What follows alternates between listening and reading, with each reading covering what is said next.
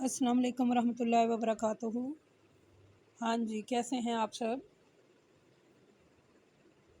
मैं उम्मीद करती हूँ आप ईमान और सेहत की बेहतरीन हालतों में होंगे इंशाअल्लाह। अल्लाह पाक आपको ईमान पर ज़िंदगी गुजारने की तौफीक दे और ईमान पर ही हमारी मौत आए। आज का हमारा सबक सूरत माइदा है, आयत नंबर 38 है। 38 से हम पढ़ेंगे। इसमें भी अल्लाह ताला ने हमें समझाने की कोशिश की है और इन आयत में अल्लाह ताला ने बताया कि अगर कोई काम गलत हो जाए तो उसकी सज़ा क्या है और ये करें।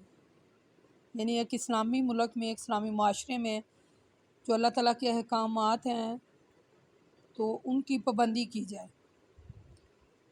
चलें शुरू करते हैं, फिर आगे चल के इस पर बात करते हैं।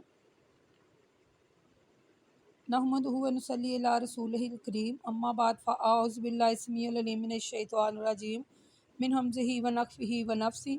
बिस्मिल्लाहिर रहमानिर रहीम।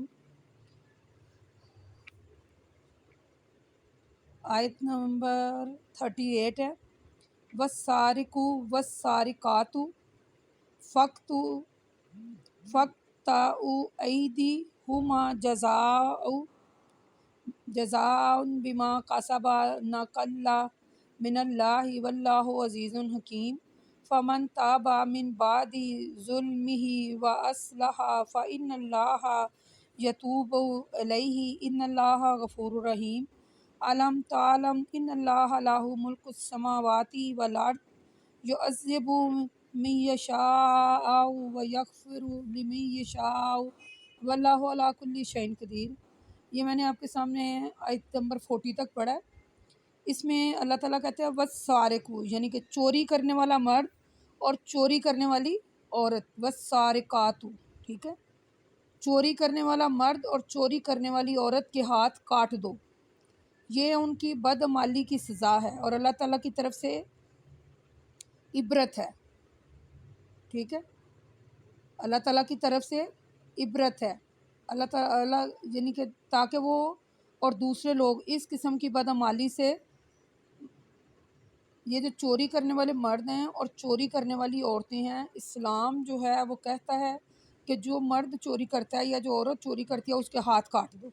ये इस वजह से है कि वो बुरे काम कर रहे थे, बदमाली कर रहे थे, बुरे काम कर रहे थे, चोरी कर रहे थे या गलत काम कर रहे थे। अल्लाह ताला, बेशक अल्लाह ताला वल्लाहु अज़ीज़ुन हकीम, अल्लाह ताला ज़बरदस्त गालिब हिकमत वाला है।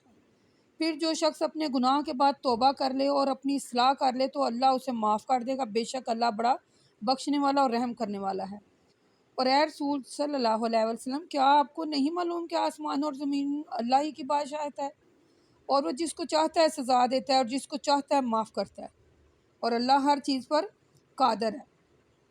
ये आयत गोया यानी कि ये हमने पीछे पढ़ी थी आयत नंबर 23, ठीक है, तो ये उसके बाद यानी कि ये आयत भी उसके साथ मिलती है। यानी कि जो डाका डालते हैं, जो चोरियां करते हैं, अल्लाह ताला ने कुरान पाक में बता दिया है कि जो डाका मारें, चोरी करें, तो ये जो आयत है इसमें चोरी करने वालों की जो है ना सज़ा मुकर्रर की गई है। बस सारे को बस सारे का आतुन, ठीक है, यानी कि अल्लाह इसमें कह रहे हैं कि चोरी करने वाले मर्द और चोरी करने वाली जो औरतें हैं ना, उनके हाथ काट दें। ये वो जो गुनाह कर रहे हैं ना, ये उसकी सज़ा है। हम एक इस्लामी मुल्क में रह रहे हैं, लेकिन आपने देखा है कि ये जो कानून अल्लाह ने नाफिज किया है, अगर इस्लामी ममालिक में ये कानून नाफिज हो जाए कि जो बंदा चोरी करता हुआ पकड़ा जाए उसके हाथ काट दो, चाहे वो औरत है चाहे वो मर्द है। चाहे बाज़ार में चोरी कर रहा है, चाहे घर में चोरी कर रहा है, कहीं भी चोरी करता हुआ पकड़ा गया है उसके हाथ काट दे। तो आप यकीन करें कि ये जो अल्लाह ताला का हुक्म है ये हमारे मुल्क में अगर नाफिज हो जाए तो मेरा ख्याल है कि यानी कि कम अज़ कम 70% से 80% लोग ठीक हो जाए। सही बुखारी में एक हदीस है, अल्लाह के रसूल सल्लल्लाहु अलैहि वसल्लम फरमाते हैं, अल्लाह चोर पर लानत करे, एक अंडे की चोरी करता है और इसका हाथ काट दिया जाता है, एक रस्सी की चोरी करता है और इसका हाथ भी काट दिया जाता है। ये मैंने आपको हदीस इसलिए साथ में, यानी कि हदीसें और कुरान साथ में मिलाकर सुनाया जाए तो बात का असर दिल तक होता है, दिल की तह तक चला जाता है कि ये काम गलत है। यानी अल्लाह ताला ने कहा है کہ اگر ایک انڈا بھی چوری کرتا ہے اس کا بھی ہاتھ کاٹ دو، اور اگر ایک رسی چوری کرتا ہے تو اس کے بھی ہاتھ کاٹ دو. یعنی فمن تاب من بعد ہی ظلمن واصلح، یعنی پھر اللہ تعالیٰ کہتا ہے کہ اگر وہ اپنے گناہ کی توبہ کرتا ہے اور اپنی اصلاح کرتا ہے تو پھر اللہ اس کی توبہ قبول کرتا ہے. تو اللہ جس کو چاہتا ہے عذاب دیتا ہے، جس کو چاہتا ہے سزا، یعنی کہ جزا اور سزا سب کچھ اسی کے ہاتھ میں ہے، اسی کا قانون چلتا ہے. وہ بادشاہ ہے، وہ قانون الہی ہے. کوئی چونت چڑائیاں کی گنجائش نہیں ہے اس میں آپ کو بتا دوں. ہیں وہ جسے چاہے سزا دے، جسے چاہے چھوڑ دے. ٹھیک ہے، تو ہمیں ہمارے لیے آپ کو پتہ چل گیا ہوگا کہ ہمارے لیے اس میں سیکھنے کے لیے بات یہ ہے کہ یعنی کہ ایک چھوٹی سی بات ہے کہ اگر انڈا بھی چوری کرتا ہے تو اس کو سزا دو، اگر ایک رسی چوری کرتا ہے تو اس کو بھی سزا دو. یہ صحیح مسلم کی حدیث ہے. تو جو اللہ تعالیٰ نے قانون نافذ کر دیا ہے، کسی کی بھی کوئی مجال نہیں ہے یا کسی بھی قسم کی کوئی اس میں گنجائش نہیں ہے. جیسے حکم ہوا ہے ویسے ہی کریں. میں ایک اور اس میں حدیث مجھے یاد آ رہی تھی، عائشہ صدیقہ رضی اللہ تعالیٰ عنہ فرماتی ہیں، یہ کافی لمبی حدیث تھی. اس کا جو مفہوم ہے میں وہ آپ کو بتانے لگی ہوں کہ ایک عورت نے چوری کی تو اس کا معاملہ جو ہے وہ آپ صلی اللہ علیہ وآلہ وسلم کے پاس آیا. تو مثلا اس نے چوری کی ہوئی تھی تو آپ صلی اللہ علیہ وسلم سے بات کرنے کی جرت نہیں تھی اس کی. تو اس نے پھر ایسے بھیجا کسی کو، تو انہوں نے کہا جی اس عورت نے چوری کی ہے تو آپ بتا دیں. تو انہوں نے مثلا کوئی سفارش ہو یا یہ، تو آپ نے خطبہ دیا وہاں اور فرمایا اے لوگوں، تم سے پہلے کے لوگ بھی اسی وجہ سے گمراہ ہوئے تھے. وہ جب کوئی شریف آدمی چوری کرتا ہے تو اسے چھوڑ دیتے ہیں، اور جب کوئی کمزور چوری کرتا تھا تو وہ اس پر حد قائم کر دیتے تھے. تو اللہ کی قسم، یعنی اللہ کے رسول صلی اللہ علیہ وسلم نے کہا مجھے اللہ کی قسم، اگر فاطمہ بنت محمد، یعنی یہ میں نے آہستہ نام اس لیے دیا کہ آپ کو سمجھ آ جائے، فاطمہ بنت محمد بھی چوری کرتی تو محمد اس کا ہاتھ کاٹ دیتے. اللہ کے رسول صلی اللہ علیہ وسلم اس کے ہاتھ کاٹنے کا حکم دیتے. اس کے بعد وہ میرے پاس آیا کرتی تو میں اس کی ضرورت کو اللہ کے رسول صلی اللہ علیہ وسلم تک پہنچا دیا کرتی. اس نے توبہ کی اور اس کی توبہ بہت اچھی رہی. ٹھیک ہے، اب آپ کو اچھی طرح سمجھ آ گیا ہوگا کہ یہ مثلا کون کیا ہم بیان کریں. یعنی چور کا ہاتھ کاٹنا، چاہے وہ رسی چوری کرے چاہے ایک انڈا، چوری چوری ہی ہوتی ہے. ٹھیک ہے، یہ ہمارا اسلامی ملک بس نام کا اسلامی ملک ہے. وہی بات ہے، جو امیر آدمی ہے وہ چھوڑ دیے جاتے ہیں اور جو غریب ہے اس پر جناب سزا کے جو ہے وہ بمبار قائم ہو جاتی ہیں. جی یہ بھی سزا ہے، یہ بھی ہے، تو دوسرے بندے کو کوئی سزا سزو نہیں ہے، چلو بھی جائیں جا کر جو مرضی کریں، کھائیں پئیں چھوڑیں. ٹھیک ہے، تو ایسے نہیں ہونا چاہیے. ہمارا ملک بس نام کا اسلامی ملک ہے، اس میں کوئی قانون نافذ نہیں ہے. تو دیکھ لیں اللہ کے رسول صلی اللہ علیہ وسلم نے فرمایا اگر میری بیٹی فاطمہ بھی ہوتی تو میں اس کے لیے بھی یہی حکم دیتا. تو کوئی ذرا معمولی سی بھی جو چیز ہے نا وہ اس پہ ہاتھ کاٹ دے. ٹھیک ہے، تو ہمیں چاہیے کہ چوری کرنے سے باز رہیں. ٹھیک ہے، تو اللہ تعالیٰ کے جو قانون نافذ کیے ہیں، اللہ تعالیٰ سے دعا ہے اللہ تعالیٰ ہمیں ان قانون پر چلنے والا بنا دے. یا اللہ چلنے والا بنا دے ہمیں. آگے اللہ تعالیٰ کہتے ہیں، آیت نمبر 41 ہے، یہ آیت بھی کافی لمبی ہے اور پھر آگے اور لمبی لمبی آیتیں ہیں. یعنی اللہ تعالیٰ فرماتے ہیں آیت نمبر 41 میں کہ اے رسول صلی اللہ علیہ وسلم، ان لوگوں میں سے جو اپنے منہوں سے کہتے ہیں کہ ہم ایمان لائے حالانکہ ان کے دل مومن نہیں ہیں، اور ان لوگوں میں سے جو یہودی ہیں جو لوگ کفر کرتے ہیں، ایک دوسرے سے آگے بڑھنے میں جلدی کرتے ہیں، ان کی وجہ سے آپ رنجیدہ نہ ہوں. یہ لوگ جھوٹے یعنی جھوٹ پلانے یعنی جاسوسی کرتے ہیں، اور ایسے لوگوں کے لیے جاسوسی کرتے ہیں جو آپ کے پاس نہیں آئے. تو آپ ان کی باتوں ان کے موقع محل سے بدل دیتے ہیں. اگر تمہیں یہ حکم ملے تو مان لو، اگر یہ حکم نہ ملے تو اس سے بچنا. اور جس شخص کو اللہ تعالیٰ فتنے میں ڈالنا چاہے تو اے رسول صلی اللہ علیہ وسلم آپ اس کو اللہ سے بچانے کا ذرا سا بھی اختیار نہیں رکھتے. ٹھیک ہے، وہ لوگ ہیں جو ان کے دلوں کو اللہ پاک نہیں کرنا چاہتا. ان کے لیے دنیا میں بھی رسوائی ہے اور آخرت میں بھی عذاب عظیم ہے. دیکھ لیں، سن لیں، یہ آیت کافی طویل تھی. ٹھیک ہے، تو اس میں بھی اللہ تعالیٰ نے، آپ نے غور سے سنا کہ اس میں بھی اللہ تعالیٰ نے کون سے لوگوں کو ہائی لائٹ کیا ہے؟ جو جھوٹ پھیلاتے ہیں اور جاسوسی کرتے ہیں. ٹھیک ہے، جو صحیح بات کو بدل دیتے ہیں، یعنی جاسوسی کرتے ہیں اور کچھ کی کچھ باتیں بتاتے ہیں۔ آگے یہ لوگ جھوٹ بیان کرنے کے لیے جاسوسی کرتے ہیں اور حرام مال خوب کھاتے ہیں۔ اے اللہ کے رسول، اگر یہ لوگ آپ کے پاس فیصلے کے لیے آئیں تو آپ ان میں فیصلہ کر دیں کہ مثلا وہ کہتے ہیں کہ ان میں فیصلہ کریں یا ان سے اعراض کریں، دونوں باتوں کا آپ کو اختیار ہے۔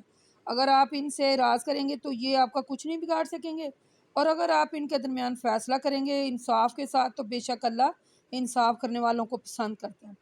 اور یہ کہ آپ سے کیسے فیصلے کرائیں گے جبکہ ان کے پاس تورات موجود ہے، اس میں اللہ کا حکم موجود ہے، لیکن اس کے باوجود وہ اس سے منہ موڑ لیتے ہیں، ٹھیک ہے، تو وہ آپ کے فیصلے کو کیسے مانیں گے؟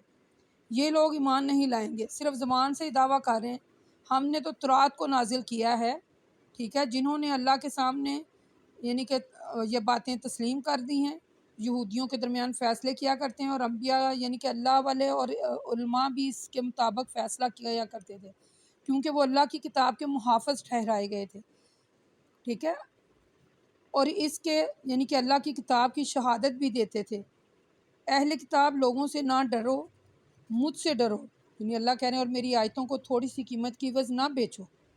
جو شخص اللہ کی نازل کردہ شرائط کے مطابق حکم نہ دے تو ایسے لوگ ہی کافر ہیں، اور ہم نے ان پر تورات میں بھی یہ فرض کر دیا تھا کہ جان کے بدلے جان، آنکھ کے بدلے آنکھ، ناک کے بدلے ناک، کان کے بدلے کان، دانت کے بدلے دانت، اور اسی طرح تمام زخموں کا بدلہ لیا جائے گا۔ ہاں، جو شخص بدلہ نہ دے سکے معاف کر دے تو اس کے لیے یہی اس کا کفارہ ہو جائے گا، لیکن یہ لوگ اس کے مطالبے قصاص نہیں لیتے۔ جو شخص اللہ کی نازل کردہ شرائط کے مطابق حکم نہ دے یا فیصلہ نہ مانے تو ایسے ہی لوگ ظالم ہیں۔ پھر ہم نے ان نبیوں کے بعد ان کے نقش قدم پر عیسیٰ کو بھیجا، جو اپنے سے پہلے آنے والی کتاب تورات کی تصدیق کرتے تھے۔ ہم نے ان کو انجیل عطا کی جس میں ہدایت تھی، نور تھا، اور وہ بھی اپنے سے پہلے آنے والی کتابوں کی تورات کی تصدیق کرتی تھی، جو متقیوں کے لیے ہدایت اور نصیحت تھی۔ اہل انجیل کو چاہیے تھا کہ جو احکامات اللہ نے اس میں نازل فرمائے ہیں اس حکم کے مطابق یعنی اس کے مطابق حکم دیں، لیکن انہوں نے ایسا نہیں کیا۔ اور جو شخص اللہ کی نازل کردہ شرائط کے مطابق حکم نہ دے تو ایسے لوگ فاسق ہیں۔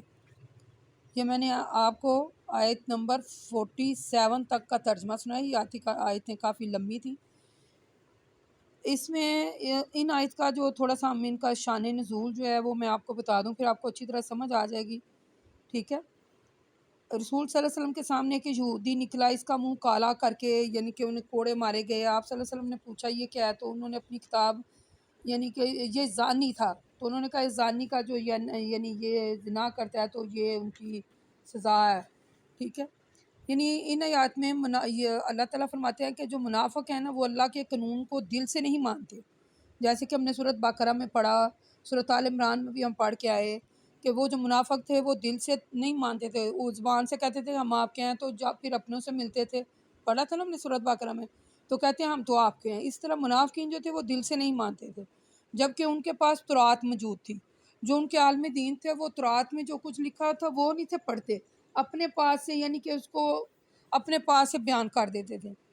پھر ایک وقت آیا کہ ان پر حضرت عیسیٰ علیہ السلام آ گیا۔ حضرت عیسیٰ علیہ السلام نے تورات جو تھی اس کی بھی تصدیق کی، اور جو حضرت حضرت عیسیٰ علیہ السلام پر کتاب آئی تھی وہ جو تھی نا وہ اس کی بھی تصدیق کرتے تھے، یعنی اس میں کہتے تھے کہ جو اللہ تعالیٰ کا حکم نازل ہوا ہے اس کی شرائط کے مطابق ہی عمل کرنا، اس کو رد بدل نہیں کرنا۔ اس نے یعنی کہ جو انجیل تھی اس نے تورات کی بھی تصدیق کی کہ جو باتیں ان میں سچ ہیں لیکن جو کتابیں ان کے پاس تھیں یہودیوں کے پاس، منافقین کے، تو وہ اس میں رد و بدل کر دیتے تھے۔